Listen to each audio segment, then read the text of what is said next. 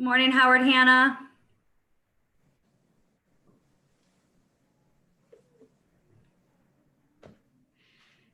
Jumping on. Good morning, everybody. As you load on, glad to have you this morning for the last town hall of the year. So we're glad those of you who registered could make it today and take some time out of your busy schedule. So we're excited to have you join us. So we'll let everybody get a little bit of time and say hello, join on. Chris from PA said that you guys are saving the best webinar for last. So. Well, of course we are. Of course we are. I mean,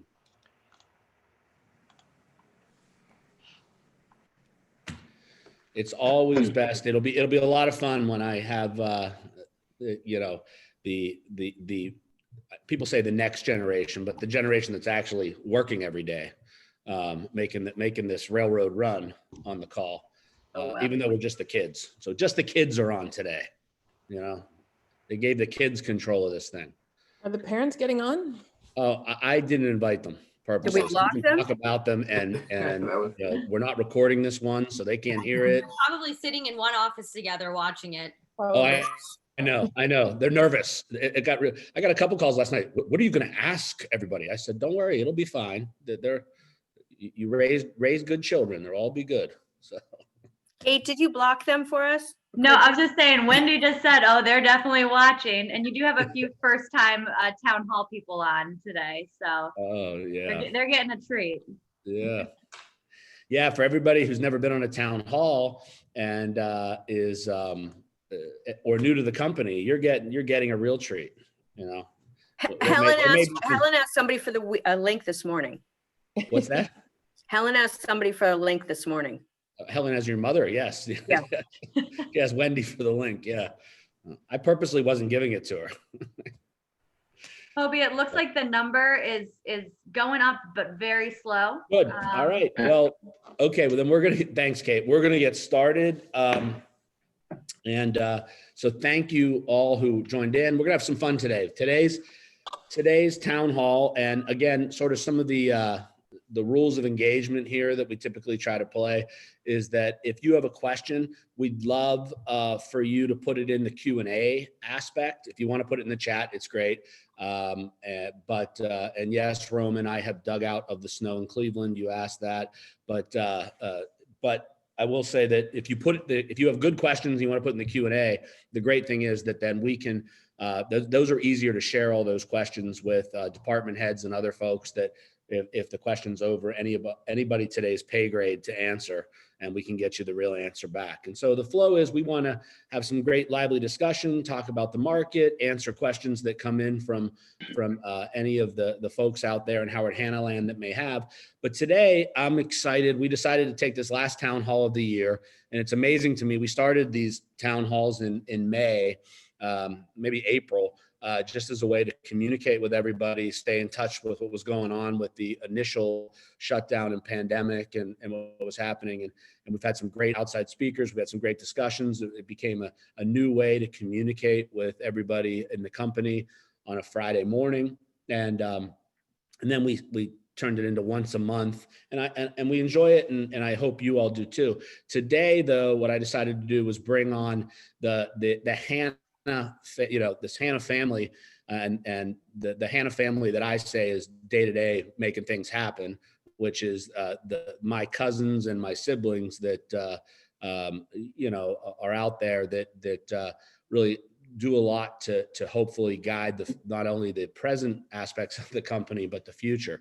And I thought it'd be great if to hear from everybody at my siblings and talk about and cousins. I say siblings universally because we sort of, people don't know this, but the Hannas, we sort of grew up together. Everybody knows Helen, Annie, and Hoby, but the next generation, we grew up together almost like siblings. I mean, we were, the family is so close that it wasn't, we call it their cousins, and if you really, it's crazy. I mean, I'm the only one who doesn't live in Pittsburgh. I mean, they all live in Pittsburgh other than Kelly. They live like in 2 minutes of each other. Dennis, I know you're in Virginia, but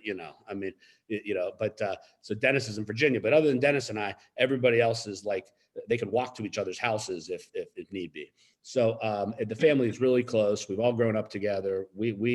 That next generation of closeness continues. So I thought we'd hear from everybody today. So we're going to kick it off. The first thing is, we know we have a lot of new agents that have joined the company, whether it's from the expansion in the Carolinas with Tate, whether it's newly with Howard Hanna Rand in northern New Jersey and downstate New York. I guess downstate New York is the right term. And we have a lot of agents that have joined us that are new to the company that don't know the whole family aspect of it.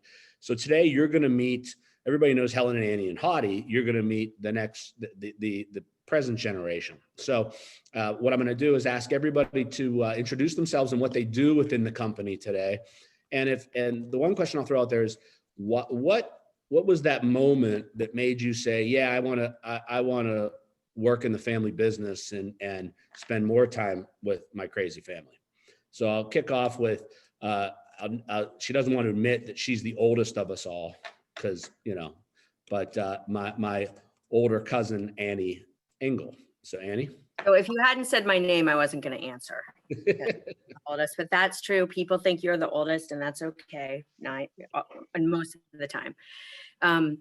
So I have like a lot of us, I have many different roles.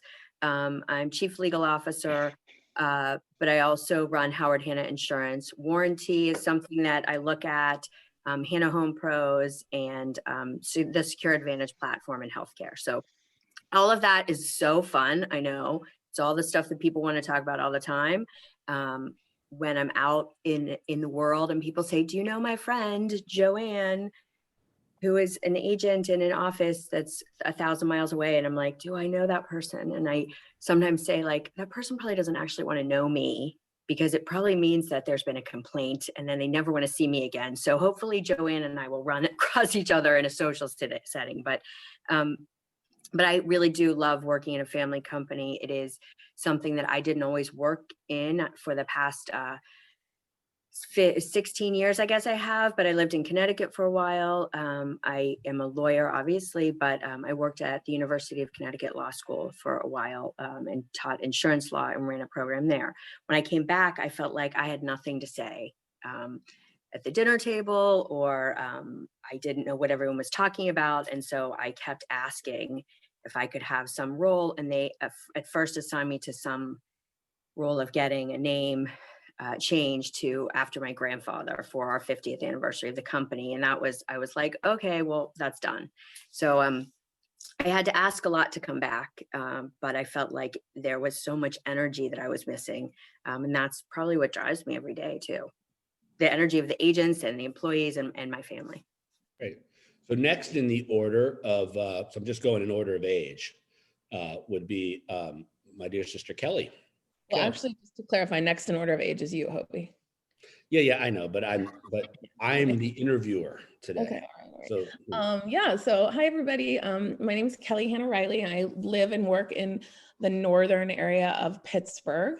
And I got into the business because my husband is a builder and he was selling his houses with Howard Hanna, and I was very critical of the agents. And so my dad said to me, well, if you're going to be so critical of the agents, why don't you, I'd had my license since I was 18, like all of us on this panel do.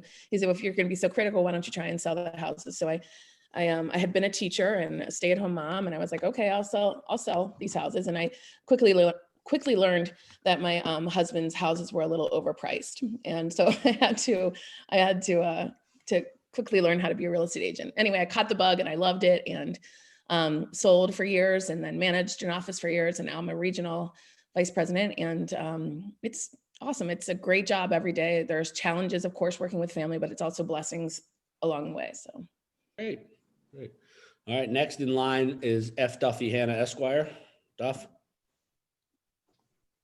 Hi, everybody. So again, I'm Duffy. And I'm working in mortgage companies and title companies. And I think, like all of us, I don't think any of us knew that we were going to come into the business right away, or when, if any, time to come in the business. But I was working at a law firm, and we were doing the transaction when Howard Hanna purchased Smythe Kramer, and I worked pretty closely with my aunts and my dad and David Lloyd, who some of you remember. And sort of caught the bug and said, I really enjoy working with these folks. And when we did the Smythe Kramer deal, Hoby and Fred moved to Cleveland, where Fred Corsi started Barristers of Ohio, and at that time sort of left an opening to come into Barristers of Pennsylvania. So that was in 2003, I believe. It's fun. I enjoy it. Thanks, Duff. That's my story. Thanks, Duff. And then we got Dennis, young Dennis Sestra Jr. Well, good morning, everyone. I am in my family either known as Little Dennis or Dennis from Virginia now. But I got into the business right after college, but I think I always wanted to do it. It's always been a part of probably all of our ingrained in our kind of psyches and everything. But besides that, if it wasn't going to be a starting quarterback for the Steelers or a professional golfer, which I got close in for both, very close in for both, actually. I wanted to work with my family. Did that happen? Well, I was talking with somebody about it the other day, actually, and they said I still have time. Okay. So I'm not even 33 yet. But so when I graduated from college, I actually worked for Annie, and I sold insurance, and then I moved into the Fox Chapel office and sold real estate, and then I think Michelle and team got a little time out, and I ended up early summer 2015. I can't believe it's been over actually 5 years, and I helped lead the sales operation down here. Great. Thanks, Dan. And last but definitely not least is we have Helen Sestra, superstar agent in Pittsburgh. Helen? So as Hoby said, my name is Helen. I am a real estate agent in the Fox Chapel office in Pittsburgh. So my story actually kind of started in Cleveland. For all the Cleveland people out there, I went to John Carroll for undergrad, and then I stayed there for graduate school, and I went to grad school for communications management and public relations. So I thought I was going to be this big leader of a PR firm in New York, kind of how Dennis said he was going to be a Steelers player. But Hoby took me under his wing, and after graduate school, I started working for Howard Hanna in marketing. And so it was kind of just a natural progression. And kind of like Kelly said, I had my license. I took my real estate classes in college, a summer of college. My sister and I took them when I was, 18 or 19. So I always kind of knew I would maybe give it a shot. So after I worked in marketing, I moved back to Pittsburgh, and I gave it my shot about 5 years ago, and I'm still here. So great. Okay, so that's everybody, and that's the role they play today within the family business. So we're going to jump into some questions that have come on. The first question is sort of to get some discussion going is, okay, so COVID, these town halls started, and a lot of the new communication that we enhanced started with the virus and shutdowns that took place in all the different states and different markets, and saying, how do we keep that culture and keep that communication going? But as we look back, we know the market's been crazy busy. We know that our agents are the same challenge, whether it's from North Carolina to New York and all parts in between. We know that we've got a challenge with inventory. We've got bidding battles. Agents are busy. We talk to agents all the time that are working harder than maybe they ever have, because it was like the slowdown and this pent up. But as we look at and hopefully there's a silver lining that we're going to get to a point of a vaccine, and maybe at this time next year things are back to whatever normal is. What that, I hate that term new normal, but whatever new normal is. But as we look at our company, not the rest, and the industry, are there things that as you look at that you say, okay, let's make lemonade out of some lemons. We were throwing some lemons for the housing industry, for the company, for the business, the process of sales. Are there things that you think that from your perspective, at all different levels of being involved in the company, what's the lemonade that you see? And I'm going to start that question actually with Helen, who is an agent. Is we can throw all these tools, and people like myself can say, oh, the agents need this, they need that, we need to enhance education, communication, marketing. Helen, what are some things that whether you use them to the same degree before this new normal, or marketing, technology, communication, what are the things that you think really have made a difference this year, and you think are here to stay, that agents that are listening should think about either adopting or enhancing? Yeah.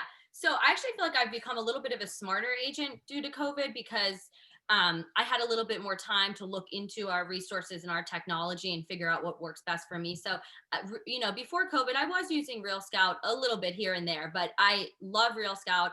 I sat down one day during my stay-at-home orders and really played with it and got into it. And I mean, I rave about it to all my clients, and they love it too. And so I would say Real Scout, if you're not familiar with it, use it. Just get your clients in there. And then Impress, I mean, I love Impress. And I know that came out just more recently, so people are still getting familiar. But I mean, I feel like it's so easy to use.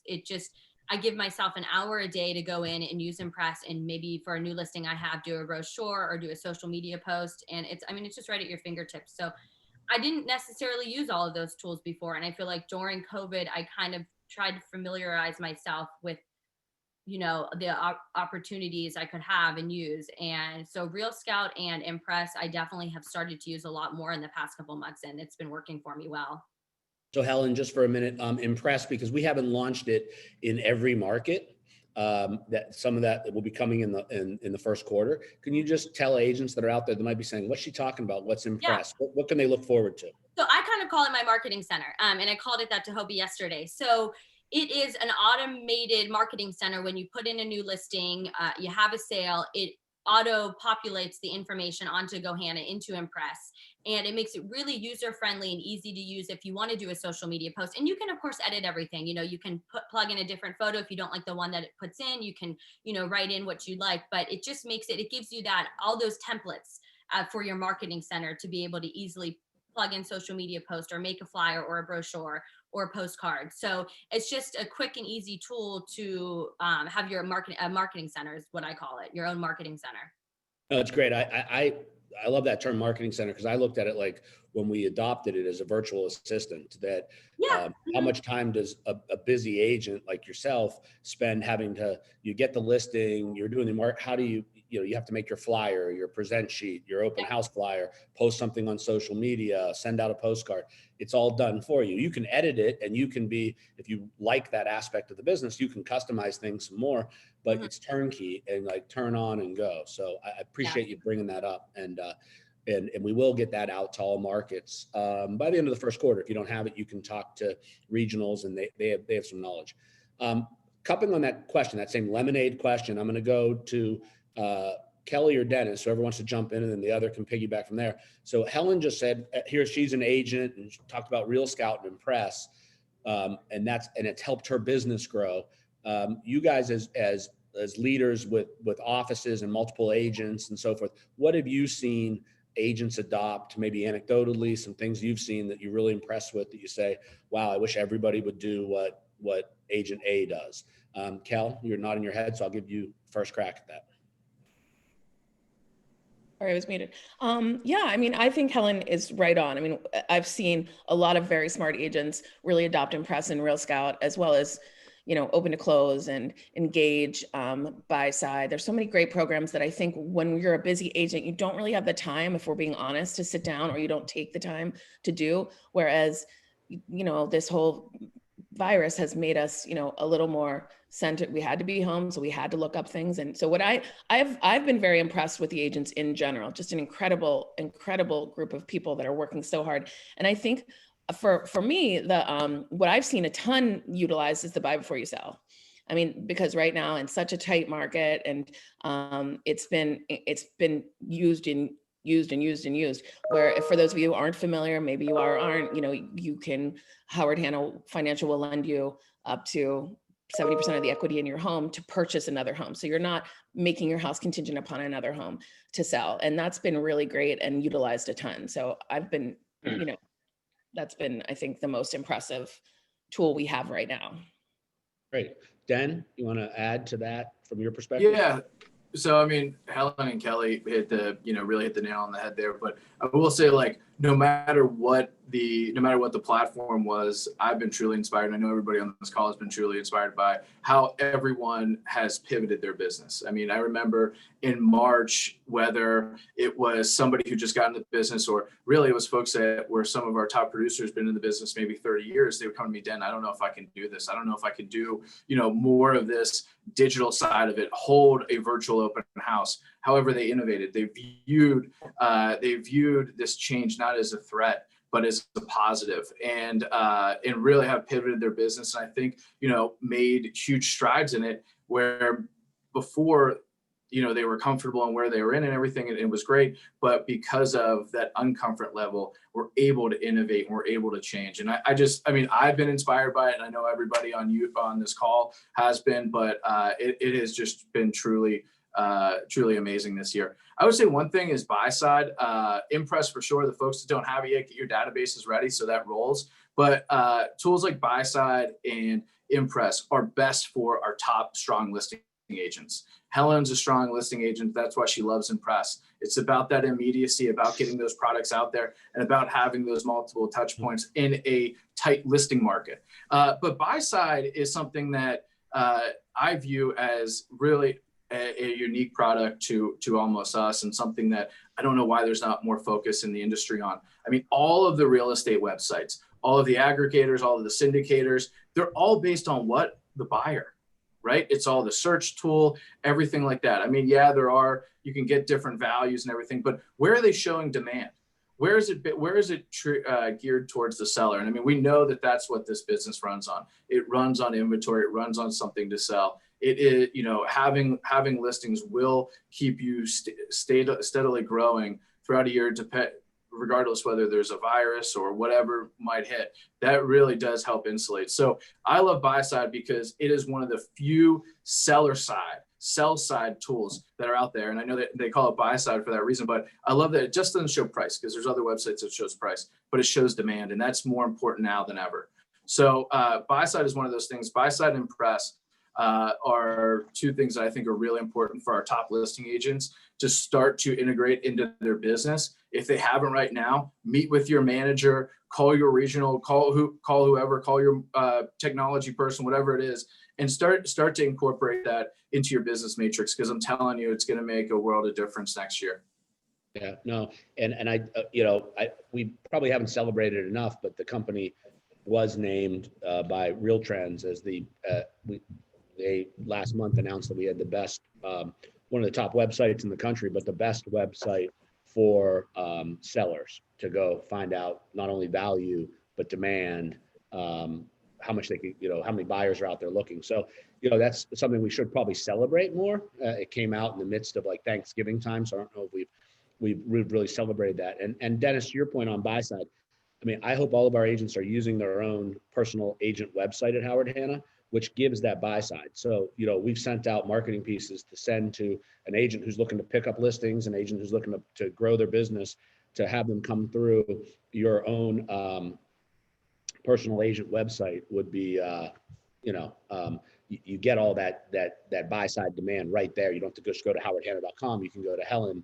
Sestra at howardhanna.com and really leverage your client and customer. But that's a side note. So staying with that lemonade factor, Annie and Duff, from looking at it, I mean, as much about the brokerage business as I do, but looking at it from the family of services, mortgage, title, and insurance, are the things you've seen that you think are game changers, or that the industry will change, or maybe working towards that will help our agents and the company grow? Annie, I'll go to you first. Sure. So, I mean, if we talk about the insurance industry, one thing that we worked a lot on, and we had a little bit of time, unfortunately, but it was not very much time, to think about how to best serve our current clients and our future clients. And one of those things was the responsiveness to have a reduction in auto premiums. I know we don't think about that. We're in the housing industry, but that actually helps our clients a lot.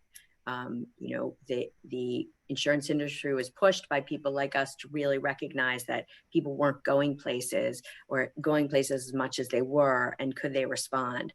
To me, that speaks of the overall strength of our company, that we have the ability to go and work with our partners to have them be responsive to our customers, so that our real estate agents have a better experience for their customers have a better end experience.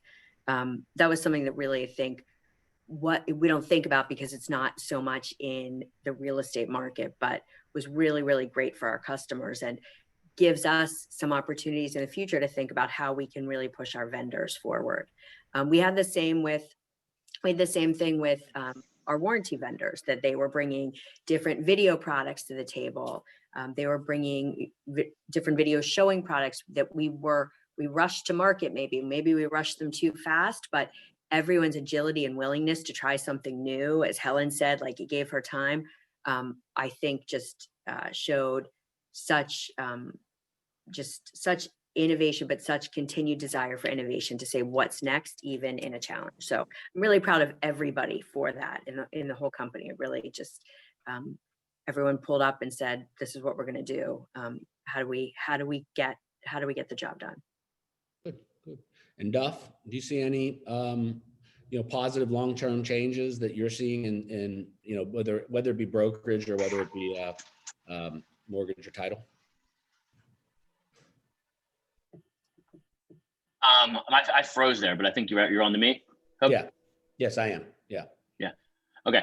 Yeah. So I think Kelly hit it right on the head with the advanced equity. I mean, the advanced equity program that we have, or the buy before you sell program, it was nothing new, but in this market where we had all these competitive bids and the realtors who did an amazing job, everyone did such an amazing job with all the technology and the suite of innovation that you've come up with. But yeah, these competitive bids, these competitive offers, I think we were up close to 50% since May in our advanced equity buy before you sell programs.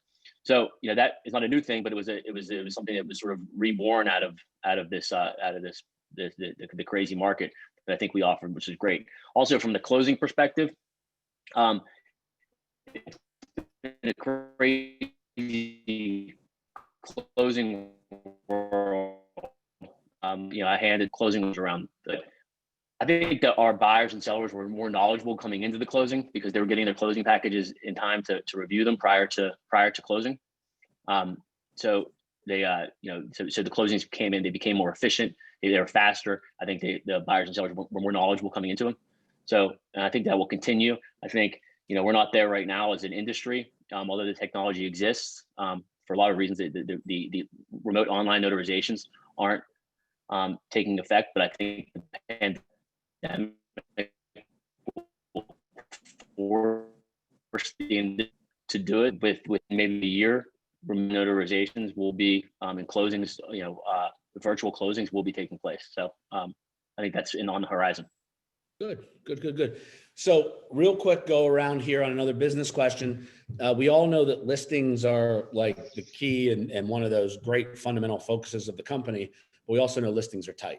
So as people are building their business, this is the time of year where a lot of our agents are here like, okay, I'm building my business for 2021.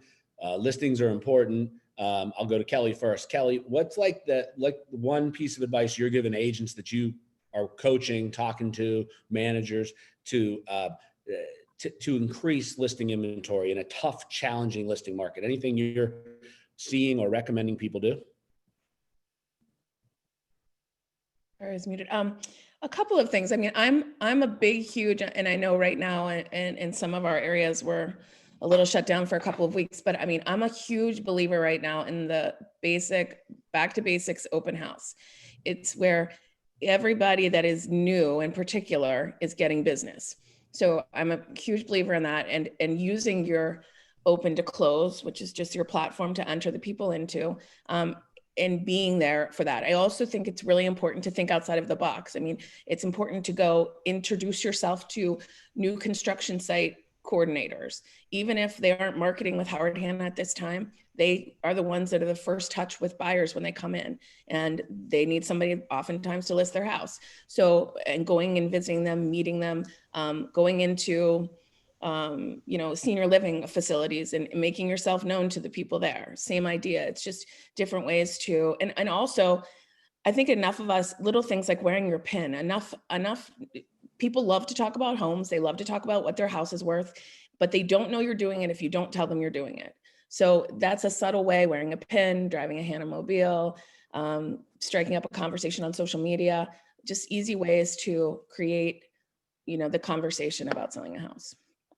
Helen, I'll throw, and we'll move on to some other questions, but so not everybody's going to answer the same question because people would be like, oh, okay. But Helen, you're like, Kelly gives that perspective from a regional vice president, seeing the world.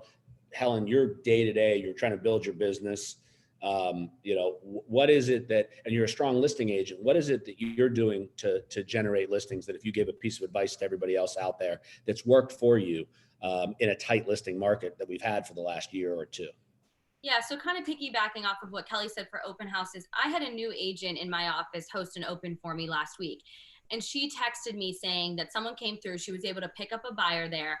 That buyer has to sell their house, and they're seeing if she qualifies for a buy before you sell. But how does she get that? What does she do with that buyer? She kind of was asking me for advice, and I said, hey, focus on the listing, because when I started my business, I feel like I was trying to find buyers and running out there with all these buyers and showing them houses all over town. And I made that mistake when I know that they had a house to sell, and I didn't even ever bring up the listing in their home. I'd focus on finding them a house, where some people do want to see a home and make sure there's something out there that they'd like. But I mean, really focus on the listing. I feel like I started just when I would network to people, I'd talk about, hey, are you buying? Do you want to buy? And this last year, I sort of started just focusing on the listing. And I know that's kind of broad, but putting in the time of more about the listings. And also one big thing that has helped me, and it's hard when you're a new agent because you kind of just need to get any business you can. And COVID is part of this. I really focused on the neighborhoods that I know and where I am an expert. And so where I live, where I grew up, and I feel like you can capitalize on those markets that you really know. And I know you don't always want to hit up your neighbors and call your neighbors, but I have found success in that, and working, my street, the streets around me, the streets where I went to high school, and really just areas that I know. Because otherwise, if you really don't know those areas, you're kind of fumbling around. You just don't know. So I felt like in this last year, I focused on the areas that I know, and it's really helped me get a lot more listings. Yeah, it's always great to be that. I mean, I know we have a lot of wonderful agents that list and sell everywhere, and it's amazing to me. But I think when you look at like our top, really take our top 100 agents, they're really the market expert, as you said, Helen, in a neighborhood, in where they are. That's why we have, it's why we have branch offices in so many places, that it's this concept of a neighborhood office that in and around that school system you're in or area, that there's enough sales volume that agents can be successful, multiple agents can be successful. And you want to have agents who live in that school system from that area that are the market experts. And that's where we have great success. Like you're in Fox Chapel, they've always had great success, or a market, multiple markets that are out there, like a Chagrin Falls, an Amherst, New York, where we've got a lot of concentration of agents who are from there, and there's a big enough sales volume where people can make really nice livings and be successful, and then that ties back to market share. So I'm going to go into some questions that are coming in that have come in from earlier this week, and also today. And one, I'm just sort of from Paul Sacco, who, by the way, Paul, congratulations. I think you were named Realtor of the Year last night, or People's Choice in your marketplace, and the company was too. So congratulations. Mark Ray sent me something. So we have a lot of, and I'd be remiss, we have a lot of agents who have recently been winning Realtor of the Year in their community markets, and congratulations to you all. You make this company so successful. But Annie, I'm confused because Paul says it's a marketing question, and I'll throw it to the attorney or one of them. What about hot tub videos? Is that allowed? Annie, do you understand that? Paul Sacco, I still have your business card in my wallet, and as we've discussed, no. I know that's one of Paul's marketing. No, I mean, it's one of Paul's marketing keys that he will do a marketing video everywhere. So, I mean, keep doing whatever's working for you, Paul. Just, don't cross the line. Okay. Yeah. So I'd ask that. So the question that came up was that it actually came up twice. I wasn't going to ask it. We sort of got together to talk about today, but it came up again this morning. And the question is, like, growing up a Hannah in Pittsburgh. I first was like, well, what's that really mean? But, we're all Hannahs, whether names have changed through marriage or Sestras or Hannahs or Engels or Casey's or, but question that come up, and I guess it's a question, what was it like growing up? And I know I have my perspective, so I'm not answering mine, but what was it like growing up as part of the Hannah family in Pittsburgh? Anybody have any thoughts? Was it different? Was it? Yeah, I'll say. I mean, it's like any other loving, supportive family. Right. As Hoby said, we were like our cousins are more like brothers and sisters than anything else. I mean, we would spend almost every weekend growing up at my grandmother's house, grandmother Hannah's house. And it was, we were never told we couldn't do anything. It was always, yeah, you can do whatever you put your mind to. Even some things that were completely not realistic. We were talking like Dennis being a quarterback at NFL quarterback. I'm sure his mother still thinks he could probably do that. That's really tough. Yeah, but but actually thinks he could be a quarterback. Listen to him. He didn't even play high school football, and he thinks he could be a quarterback. He hurt himself in middle school, the first game. Yeah, that's it. I still got the sack though. But actually, for us, I don't think it was anything different than anybody else who came from a nice, loving family. Clearly, the having your name or your dad's name or your grandfather's name on yard signs all over town was a little different. And when I was in high school, my friends were convinced that we could have, a party in any one of those homes that had our sign in front of it. And I think still people to this day believe that. No, Paul Sacco. Yeah, a lot of fun. Yeah. So anybody else add to that or have I think our grandmother was hardest about that, who we were, but it was in any loving family. So we could do anything, but we also we better do something. And we, Friday and Saturday nights, the oldest 5 of us spent, I think, every weekend at our grandparents' house or the better part of it and we either had Olympics or a talent show, and we were all wonderful. We played a lot of Monopoly. That's better than others at the talent show. It's true, Kelly. That's true. Kelly would get upset that my grandmother was the first to give everybody a medal and a cookie, as my kids say. Everybody has to get it. My grandmother did that because Kelly actually would prepare all week and then sing, and I think it was Tomorrow from Annie every week. And then my grandmother would you all win. And we'd be like, okay. Kelly would be like, they can't be. We can't all win. I work all week. Do you want to share your talent? I think my talent was me and Vinny beating each other up with pillows. Yeah. Something like that. It was that or doing bloating out your belly and seeing how long you can keep it there. The rest definitely not. Yeah, they weren't talents. Ridiculous talents. Kelly did actually first. But I think it was a definitely loving family, and the business side of it was just part of it, but it wasn't, Right. It was just a wonderful way to grow up, actually. Anybody else want to throw in on that one? Yeah, I mean, being younger than a lot of this group right here, like Helen, Annie, and I, my sister Helen and my sister Annie. My girlfriend always says I either say my cousin or my sister before I say anything else before their name. But or your mom, your aunt. I mean, but growing up a little bit younger, I mean, I think Helen, Annie, and I were at my Aunt Helen's house every other weekend almost too. And I mean, whether it was, I always got a real sense of pride whenever we would drive by one of our listing signs, or somebody would say, "Hey, my parents are selling their house, and they're using your, they're using your uncle," they would always say. But it was always a real sense of pride. And honestly, it was the only thing I experienced, but it was a great way to grow up. I mean, we were very close, and it's continued to, I don't have kids and my sisters don't have kids yet, but everybody else does. And it's just great that we continue to grow, and we're all so close. I mean, it is like being brothers and sisters. So. Here, wait, I was going to try to do a screen share of that one picture from Bob's birthday, but while you're doing that, Annie,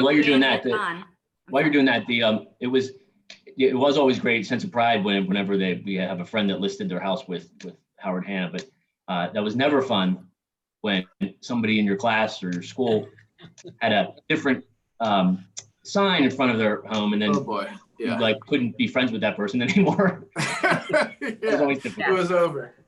That was true. So, one question I'll have around that is what this is my question, didn't come, but what influence to you professionally today do you think what influence or inspiration came from you spending time at 4737 Baird Street?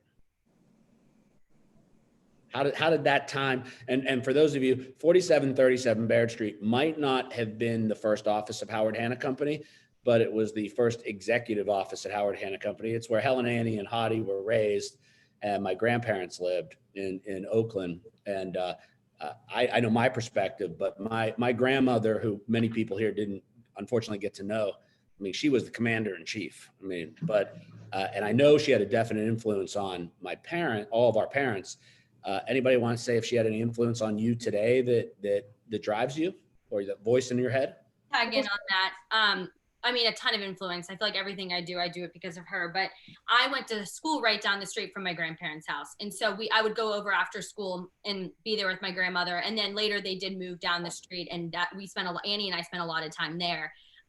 But she might have been home, and I think this is a great way to relate back to COVID. She might have been home, but she was always on the phone with someone, always making a connection, always working on something. So I feel like that influenced me a lot. I mean, you might be at home, but she was always making a sale, essentially calling someone because she heard someone was moving or someone was getting married, and so they need a house. I mean, she was always making those connections. And so that really influenced me.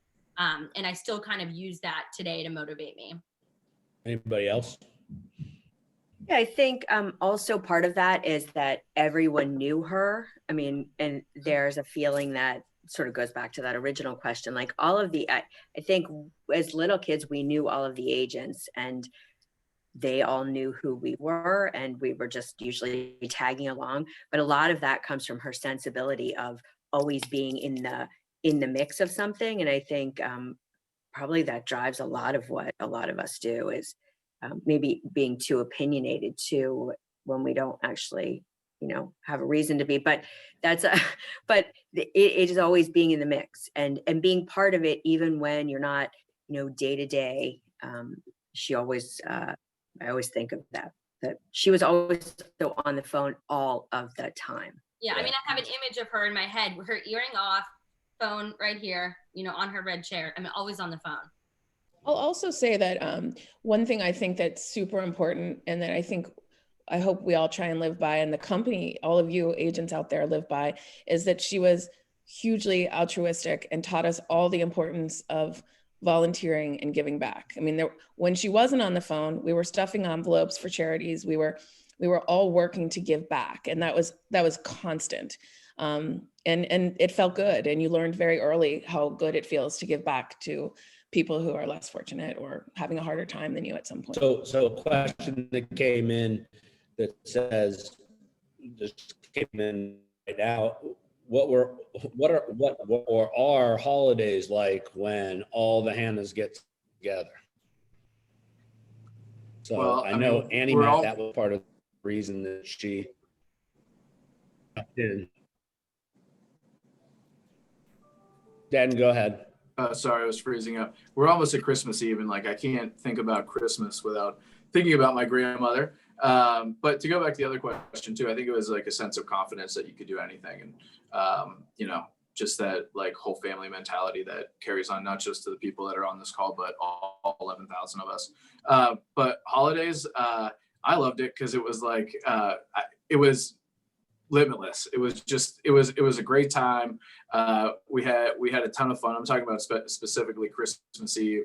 I mean, I still think about it. There isn't a Christmas Eve that goes by I don't think about those. And I came in a little bit later, so I don't know how they were back in the day, but when the electricity was going off and there was a lot of smoke around and everything, but it was always hot. I will say that it was always hot. And a fight over that, but it was truly always a great time. I think Kelly actually has a good picture to share if she can, of a lot of us on our grandfather's knee, I think on a Christmas Eve. And it was crazy, Mike. I sent it to you. I'll try it again, or I'll try to share. But I think, it was very, that our grandparents put a lot of time into this for all of their families, and our parents have continued it. And I mean, it was like a wonderland of toys when we go into the basement, all wrapped. I don't think the two of them slept, and that says a lot about holidays. They fought a lot about stuffing and coleslaw and how you make something versus something else. But you know, there was a lot, I don't know, there's a lot of energy to all of that. And a lot of, even though that sounds like you know, not the most pleasant holiday, it was just I mean, it was wonderful. There was a lot of wonderment as a child.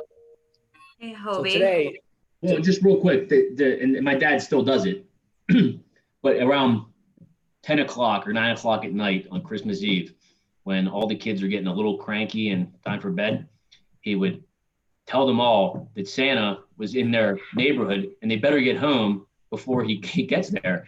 And that would usually end the night with everyone in tears and fighting before, but he enjoyed it. yeah, I think I still do it. Kate, you have a question. You wanted to add something? Yeah, no, I think this is a great question. And as much as I think I know the Hannahs, the question came in, can you tell who each of you came from?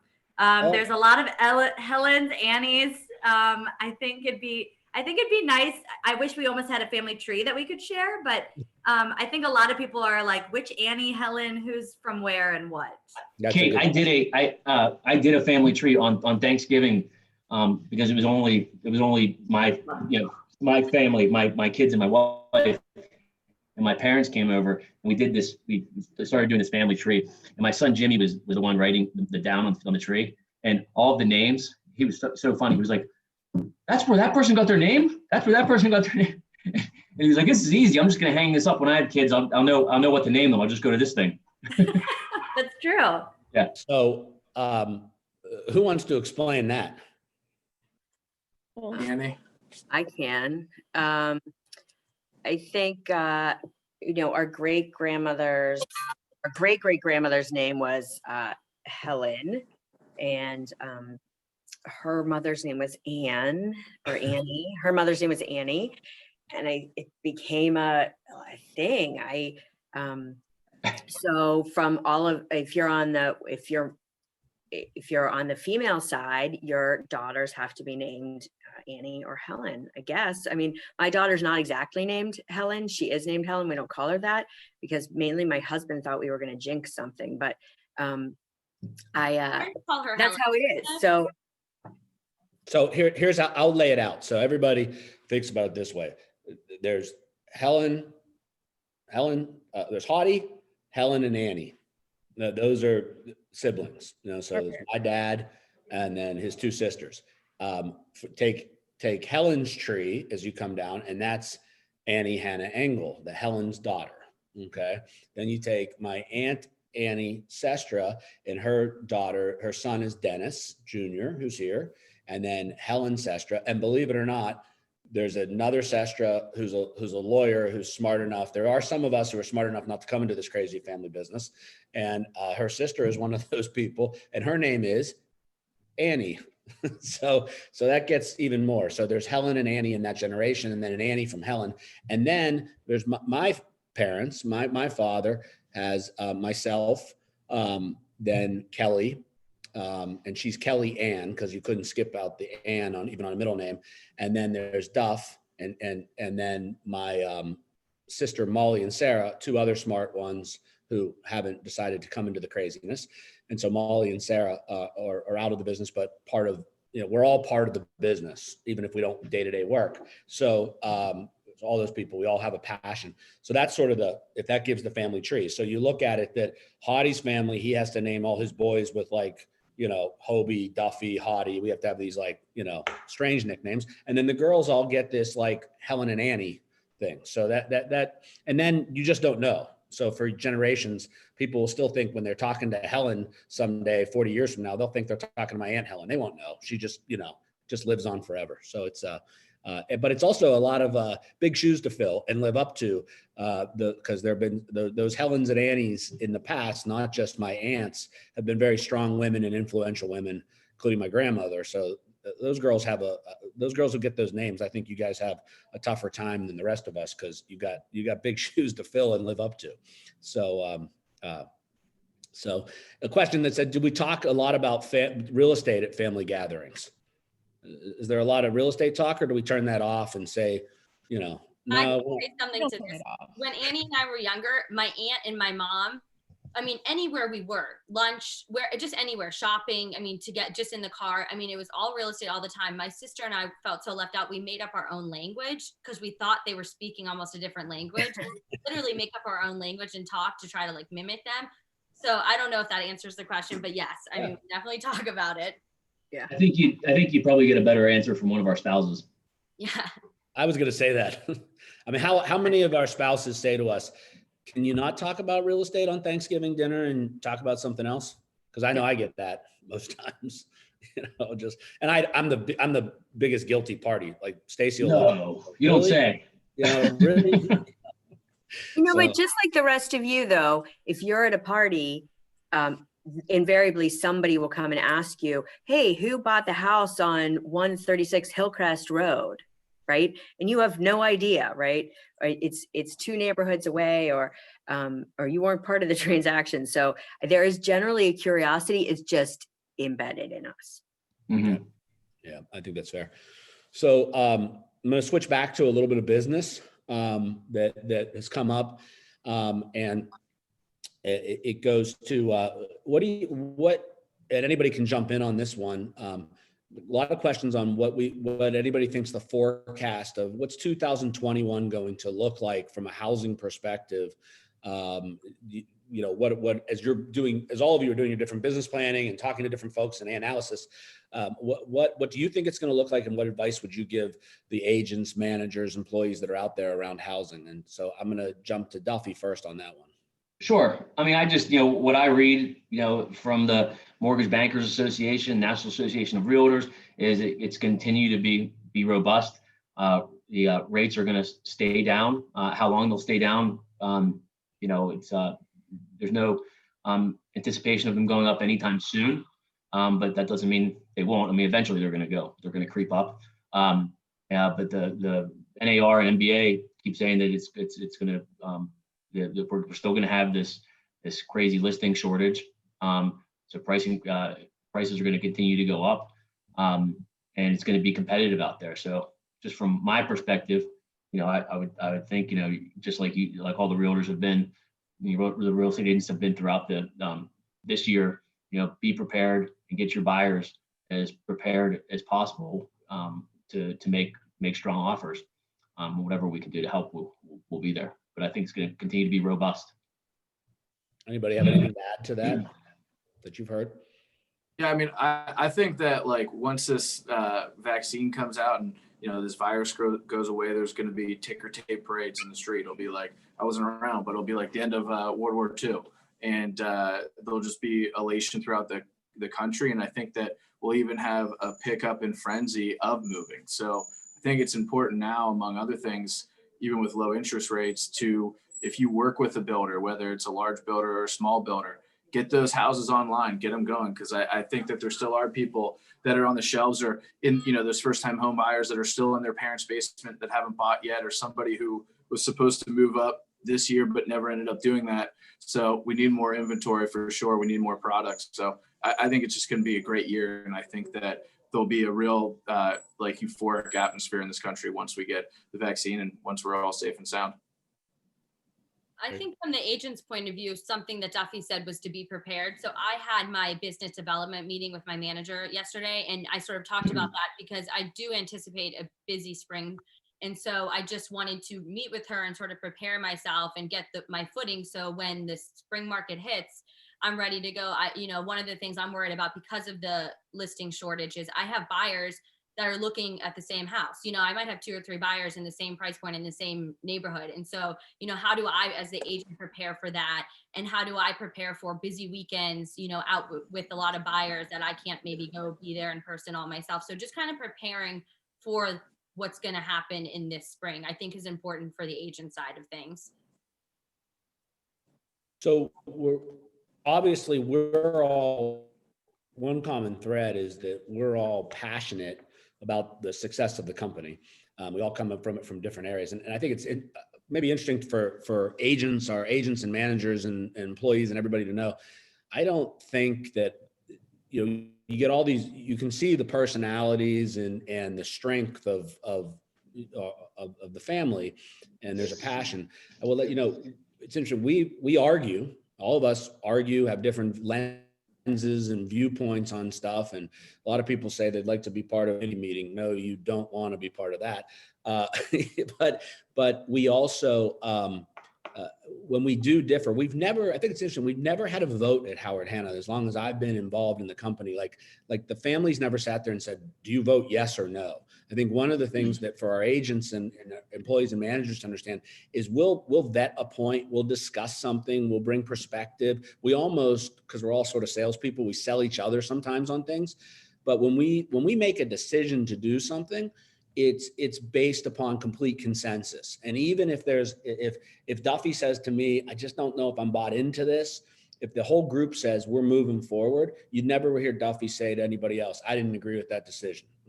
Internally, externally, like we really vet things to say how to, and we have a passion to make the company better. I think that's the one commonality. We can all come from different areas, but we have a passion to make Howard Hanna Company as good as it can be. So this is like a twofold question. So I would say, and I'd love everybody's answer, and I'm going to start with Dennis to answer and then come around.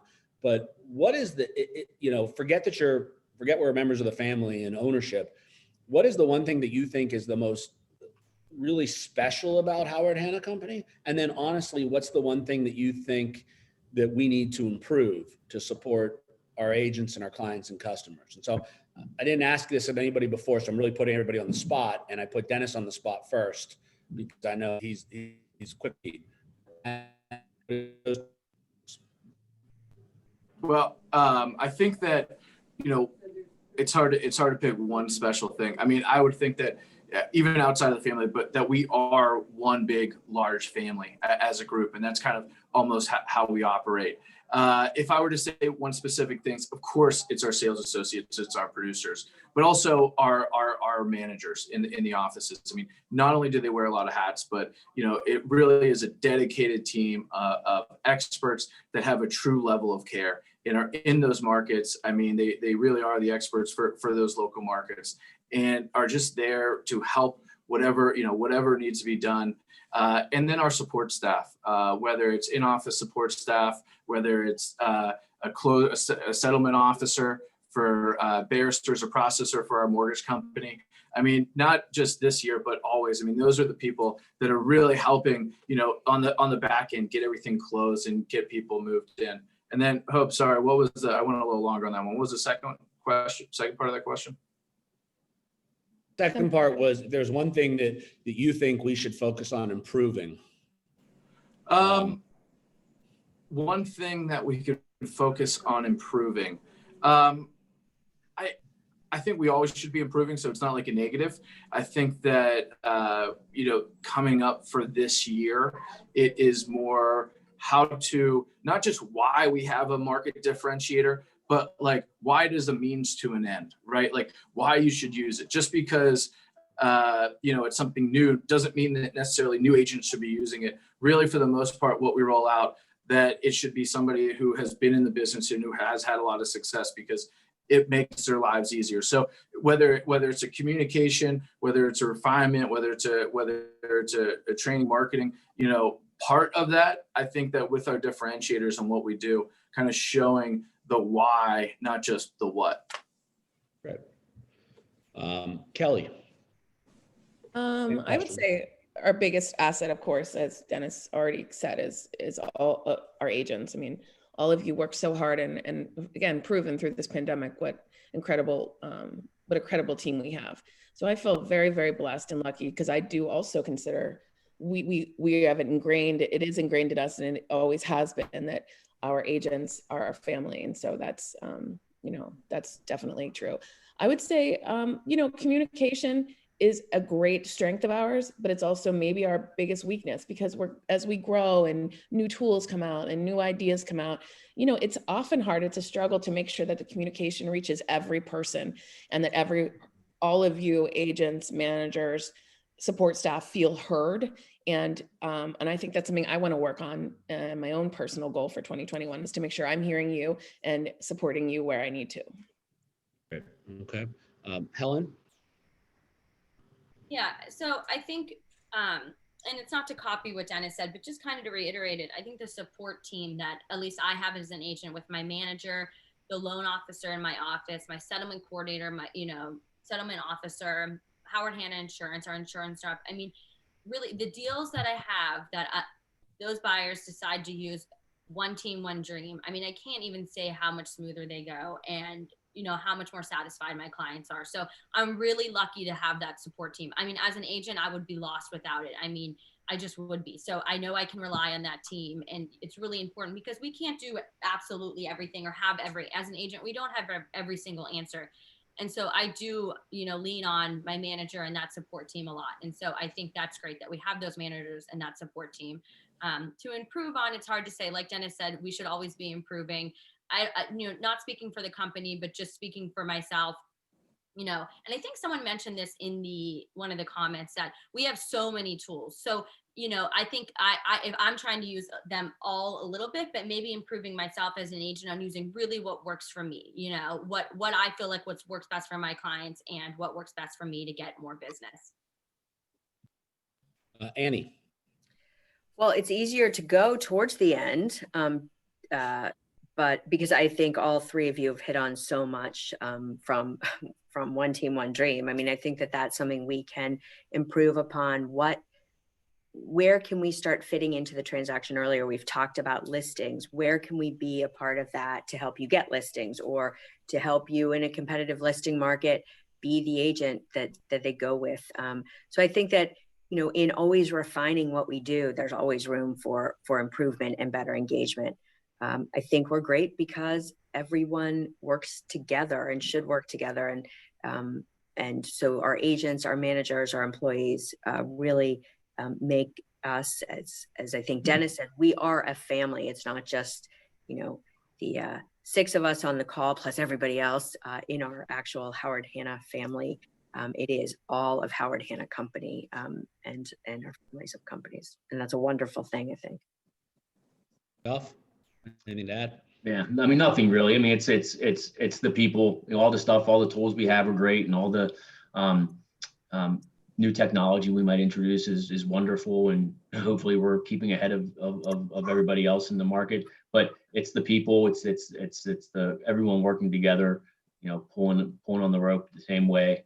The one team, one dream to get them families into homes, and that people care. So. No, that's all you all summarized, I think. And I think that's so everybody can see that you heard the commonality and because I think we talked about growing up as a Hanna. We talked about, being influence of our grandmother on all of us, plus our parents and the connectivity and the closeness of a loving family. But I think that just everybody should know that what is, and I see a lot of different real estate companies, ones that we've merged with and acquired, ones who we're friends with in the industry. There is and always has been that I think we're humbled by. We know that people choose to be part of our family business. That's what makes it successful, and that every agent out there chooses. You can make a choice. If we're doing the wrong thing, you make a choice, you walk out the door. People join us because we're doing the right thing. We're giving you the right support, whether it's a manager or administrative support staff ourselves. But know that we as a family look there and say that we realize we're only as successful as all of you, the 10,000 agents and employees between all the businesses, mortgage, title, insurance, everybody that choose to get up every day and represent our family brand well. So I'm taking my chance just to thank everybody that's out there, and it is what drives us. And we all are looking for improvement, how we expand. So taking that question, this is one that's come up, and I've never, it's going to sound crazy to some people. I never have really asked anybody on this call this question directly, but it's come up 3 times in 3 questions. Where do you, Hannas of the next generation, present generation, where do you see the business 5 years from now? And like I said, I've never asked any of you like, hey, where do you think the business should be 5 years from now? So I'm going to reverse it, come back and say, okay, I'm going to start with Duffy this time. Duff, where do you see Howard Hanna Company and maybe yourself 5 years from now? Yeah, I mean, 5 years from now, I think we're going to continue to have the best real estate agents and mortgage originators and closing officers and insurance people, all supporting one another for our buyers and sellers in the same way we do now. I think hopefully we're going to continue to grow the business in this different markets, and to continue to grow in the current markets we serve. I don't have a giant prediction other than we're going to continue to do what we do. Helen? Yeah, I agree with Duffy. I mean, at least for myself as an agent, I want to continue what I do and grow with that and learn more. I'd love to learn so much more about the markets I'm in and learn more about real estate. So in the next 5 years, that's kind of one of my biggest things. In the next year, I probably will take my broker's classes. And so just kind of expanding my knowledge and, how I can better serve my clients. And for the company, I think the same thing, just successfully growing, but while maintaining all of the support staff, support and resources that we have, and sort of being a little bit ahead of the industry and having that growth while maintaining, our solid foundation and our mission statement of our company. Good. Annie? We all talk about growth and that solid growth, but I think we also, my projection is continuing to grow, yes, but continuing to grow in the markets that we're in too, and changing as the business changes. And I think we have the structure and we have the ingenuity and the wherewithal and the desire to do that and help our agents now and in the future. I'll be an empty nester in 5 years. So personally, I'll be, out to stalk all of you in your offices every day. I won't have anybody at home. So. Okay. Kelly? Yeah, I mean, I'll just echo everything everybody else said. I mean, hopefully we're growing, continue to do, to stay a cut above the rest. I mean, I think to Annie's point, a few of us on this webinar talking will have children that will want to maybe possibly join us in our, in this business. And I hope we can mentor them and teach them the same way we were taught. So that's sort of where I see things going. And Dennis? Yeah, actually, that was something I was going to say, Kelly. I think that in the next 5 years, and I don't know if any of your kids are around or could hear, I saw somebody moving around in the back hub, but I think it'll be great for that next generation to come in if they want to do it and they're passionate about it. Just add to the entire family that's in the business. But from a company perspective, we'll continue to collaborate with each and every one of you, take best practices, innovate. Really let that be our model for growth and base for organic growth. And, hopefully we'll be in new markets. I don't know if we mentioned it, but Helen was making fun of me before we went live. I was voted most likely to stay in my hometown for the rest of my life as a senior superlative in high school, and I moved out of town. So it's always nice to have new markets that are involved with our family.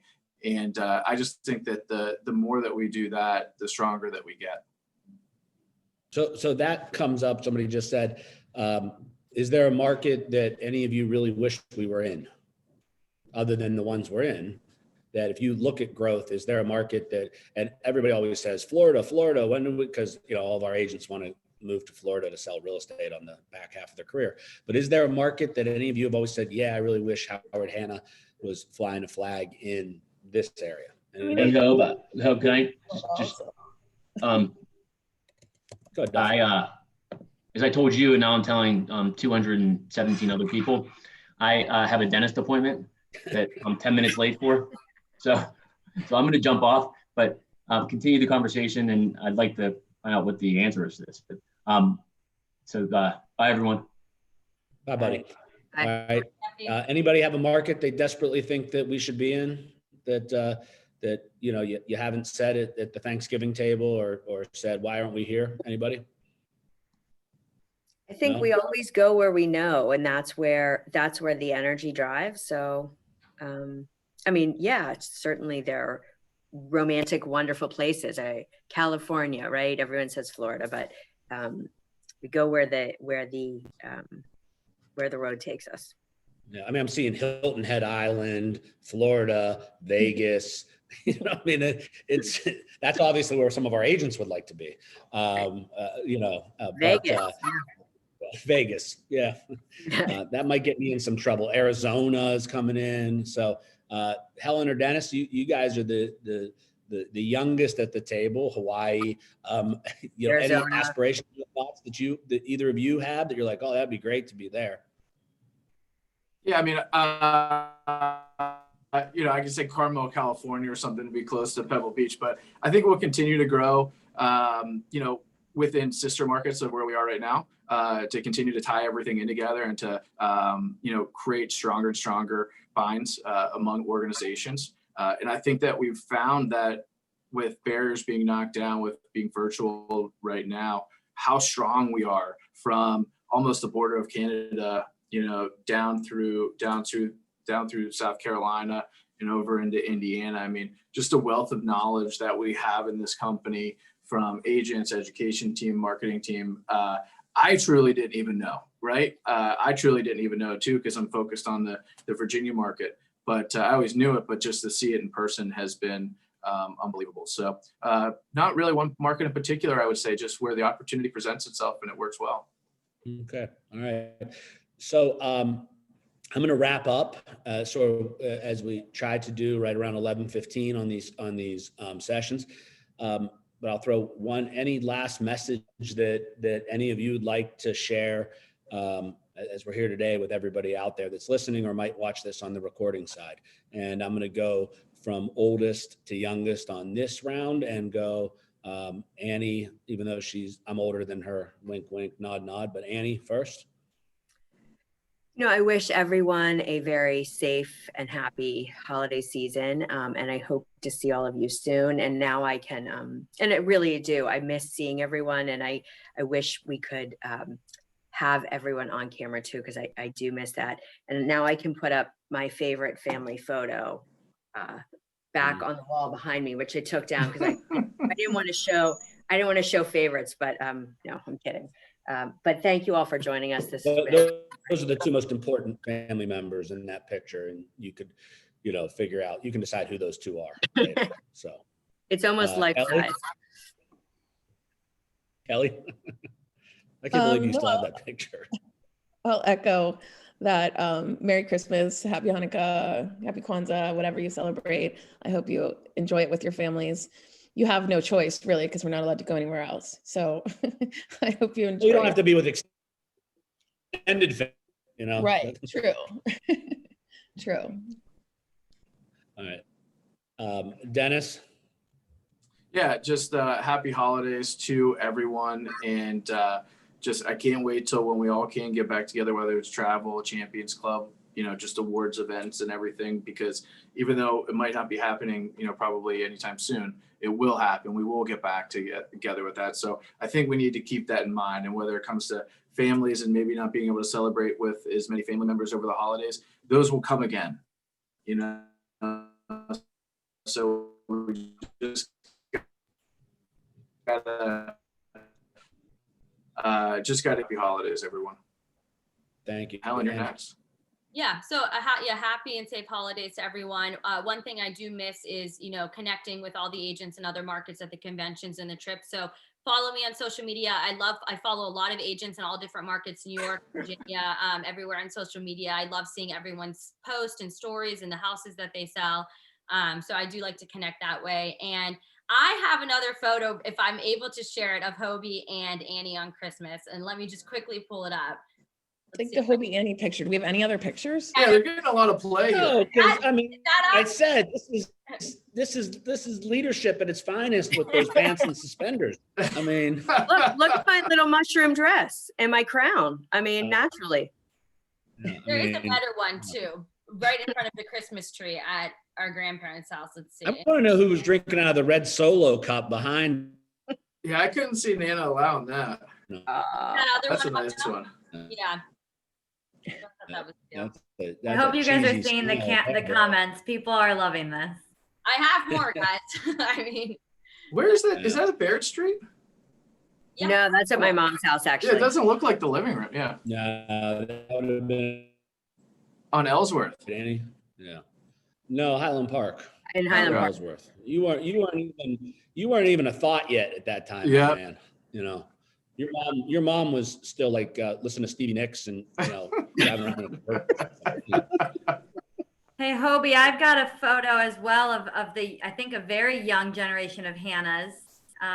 If Annie, I'm going to share that now. You shared. I couldn't unlock them from my photos. So can you guys all see it? Yeah. Yeah, that's all the grandkids at my grandfather's 100th birthday last. How many grandkids are there? 19, I think. Is that right, guys? 19 great grandkids. Those are great grandkids. I shouldn't say great grand.